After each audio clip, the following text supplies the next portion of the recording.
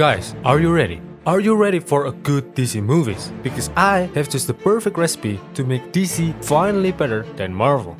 I suggest you hold on to something because you might not ready for this. Alright, here it comes.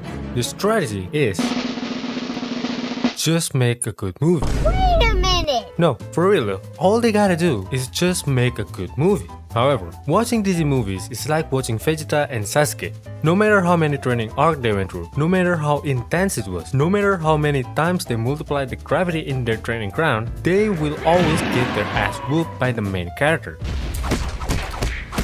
And DC has always lived in the shadow of Marvel, despite the fact that they were the big dog with their animation movie. And some can argue that their character is way more iconic, at least for the boomer who spent their after school watching Justice League TV series. A couple of months ago I talked about DC never-ending controversy. Now I will talk about how to make them good. But making movies is hard, man. Well, I never make a Hollywood movie myself, but as an established movie nerd, I might have just the right recipe. So, the plan is simple. First and foremost, fix your tone. The tone of the DC movies has been all over the place, with some movies being dark and gritty, while others are more lighthearted. Just look at this. So you're telling me that this and this supposed to exist in the same universe. This inconsistency can be jarring for the audience and make it much more difficult for the movie to feel like it coexists in the same universe. Look, if you failed the first time, it's okay. Remember, people didn't like the look of the first movie, The Man of Steel, because it's too dark and gritty. It's okay, mistake made. But what makes me don't understand is why would you triple down on this? Okay, consistency. You gotta stay consistent. Alright, my bad.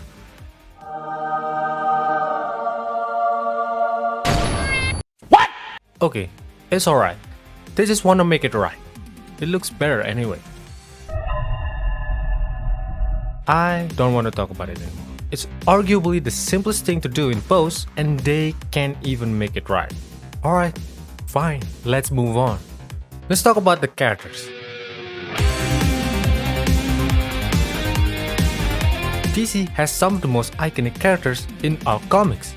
When you see a black bird, Batman, a zigzag line, the Flash, the letter S, Superman. Easy, iconic. But despite being iconic, we just don't give a damn about any of these characters in the movie. They just didn't have the character introduction they deserve.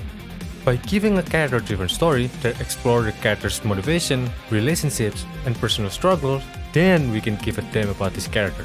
Just like Black Panther. When he first appeared in the Captain America, I was like, who the hell is this fast-moving dude? But after his introduction movie, I was like, Wakanda forever! but Nader, you're clearly just a Marvel fanboy that just want another Marvel movie. No, you can't skip on these steps. It's not a Marvel thing. Character introduction is a basic storytelling because this is what helps to create a strong emotional connection with audience and makes the character more relatable and interesting. And Marvel is clearly taking this step seriously because 90% of their character has a standalone movie before bringing them together in an ensemble movie like the Avengers. And their bigger character even got multiple movies to properly build their background, making their eventual team up in the Avengers more meaningful. Another basic storytelling is allowing characters to evolve, and Marvel hasn't been afraid to change and evolve their characters over time. Like Wanda, that for whatever reason has a baby fever and became the villain. Well, it's still a character development. This also helped to keep the characters fresh and interesting. Oh, don't forget the fact that Marvel always infusing humor in their character. An ant has no quarrel with a boot. You planning to step on us? Maybe DC should leave this part away. Let's just talk about the stories. DC movies feels uninteresting to say the least. One of the reasons why DC movies have struggled to feel like a coherent story is because they have not been able to establish a consistent future ahead of every movie. This has led to a lack of continuity and coherence in the overall story. Another reason is that DC movies have often tried to rush their build-up. This is particularly true with ensemble movies like the Justice League, which have tried to balance the story arc of multiple characters that's too short, resulting in a lack of proper development for each of them. Justice League even released before the Aquaman introduction movie. Why would they make an introduction movie after the character appeared in the crossover movie? It just doesn't make sense.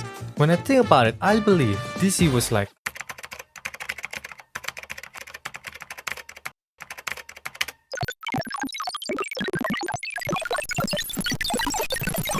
DC wanted to create an extended universe, but what they've been doing is just making a single movie at a time. Every conflict just leads to nothing. Unlike Marvel, they has been able to create a sense of continuity and coherence across all of its films by having a clear plan for the overall direction of the cinematic universe. This has helped to create a sense of anticipation and excitement for the future films, as the audience know that the event of one movie will have an impact on the next one. Well, maybe they don't want to be Marvel, but clearly they are. How do I know this? Their awful amount of cameo. I don't know if you noticed this, but DC movies is overusing cameos and Easter egg that ultimately leads to nothing. Marvel used these cameos and Easter eggs to tease future movies or characters, but DC just make it meaningless because their cameos end up being nothing more than just a cool scene. One example is the inclusion of Ryan Choi in the film Justice League. Ryan Choi is a superhero called the Atom, and his inclusion in the movie was seen as a potential tease for a future Atom movie.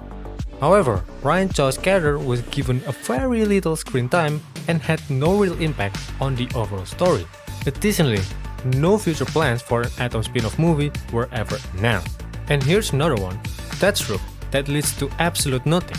And Martian Manhunter, one of the members of the Justice League, which somewhat an important character, hasn't been mentioned in any recent DC movies.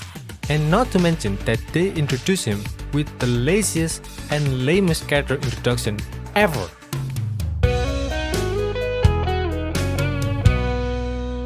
Hey Batman, there's an alien that wants to destroy the Earth and I feel like I need to help. Okay, good, join us. What's your name? People call me Martian Manhunter.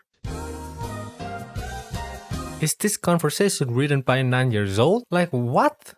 And if you have watched their latest movie Black Adam, there is another cameo. Black Adam meets Superman that suggests they will meet in the future, but you know that will never happen because Henry Cavill just quit Superman. I swear some people watched Black Adam just because they heard there's Superman at the end of it. Not me. This example illustrates the problem of including characters or elements that don't serve a real purpose in the story, and that only serve one thing. It looks cool, and that's it. The solution is simple. Only include cameos and Easter eggs if they serve a purpose in the story. But it's DC we talk about, so simple quests like this will require an extensive consideration from at least 15 meetings before they decide it was a bad idea.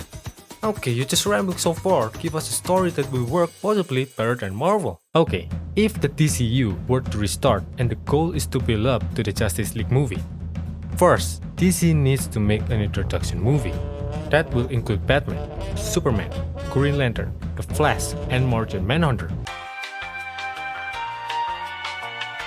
I don't care about who they fought in that movie, I just care about how they become a superhero. Wonder Woman and Aquaman already has a pretty good introduction story, and the actor is already perfect for the role, so they don't really need to change anything.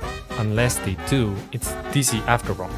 Then, after establishing their character successfully, they can start with the new 52 story that explores the formation of the Justice League. It's a great way to introduce the character and their dynamic with one another, and how they came up together as a team. And then, this is where they can use the cameo to introduce the big villain for the next 5 years, Darkseid. After that, people will be bored in another League versus bad guy, right? So, they can make the Tower of Babel. It explores the consequences of Batman's contingency plans for taking down his fellow Justice League member if they ever went rogue. This story is a great way to explore the characters' relationship with one another even deeper and the trust issues that arise when they're forced to confront the possibility of betrayal. And then, the Darkseid War, where the Justice League fight against villain Darkseid. At this point, DC can just stall their story like the comic, where Darkseid loses but then reborn into a different version. It would still be fun as long as it's not too long, and DC can just farm the money, right? So simple. There are a lot of good and cool DC stories in the comic, and all they gotta do at this point is choose and translate it to a movie. These are just a few examples of storyline from the comic that could make for a great build-up to a Justice League movie in a restart DCEU. By adapting this story, DC would be able to introduce the character in their dynamic with one another, showcase their abilities and teamwork, as well as set up a compelling main villain for the Justice League to face. But if DC can't get their basic right, even the coolest and most successful story from the comic would fail miserably. So, what do you think about my grand plan to make DC finally better than the family-friendly Marvel? Do you think it will work, or is it just impossible to make a good DC movie? Leave it in the comment below, and thanks for watching.